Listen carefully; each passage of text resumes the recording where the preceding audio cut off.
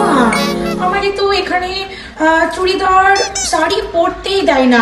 শ্বশুর বাড়িতে সবসময় বলে জিন্স আর টপ পরতে। হ্যাঁ ঠিক আছে। হ্যাঁ মা, আমাকে তো এখানে কোনো কাজই করতে দেয় না। শুধু কাজ করার জন্য কাজের লোক আছে। হ্যাঁ, আমি কিচ্ছু করি না, সারাদিনই বসে থাকি। দাদা ওই কোনোটা একটু ভালো করে সার্ভ করবেন তো। হ্যাঁ মা, আমি তো পার্লারে এসেছি না, স্পা করতে এসেছি চুলে। হ্যাঁ, ও কি আওয়াজ হচ্ছে? ব্র্যান্ডের জায়গা তো এরকম একটু একটু আওয়াজ হয়, বুঝলেন তো মা? আচ্ছা ঠিক আছে।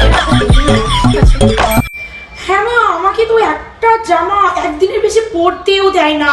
এত জামা হয়ে গেছে না, আলমারিতে আর আটছে না জানো। তোমাদের জামাইকে বলছিলাম আমি একটা এক্সট্রা আলমারি কিনে দিতে। মারো মুঝে, মারো মারো মুঝে, মারো। বাবা জামাটা ছিঁড়ে গেছে, এই সেলাই করে নিলাম। এখন জামাটা হ্যাঁ মা, এই যে গোয়া থেকে ফিরছি বুঝলে তো তোমাদের জামাইয়ের সাথে। ও কি একটা ছবি, আর বলো না কি হয়েছে জানো। গোয়াতে গিয়ে যে ফটোগুলো ভিডিওগুলো শ্যুট করেছিলাম না, তোমাদের জামাইয়ের ফোনটাই মানে চুরি হয়ে গেছে। কি আর করবো বলো মা, যার জন্য না কিছুই পোস্ট করতে পারিনি।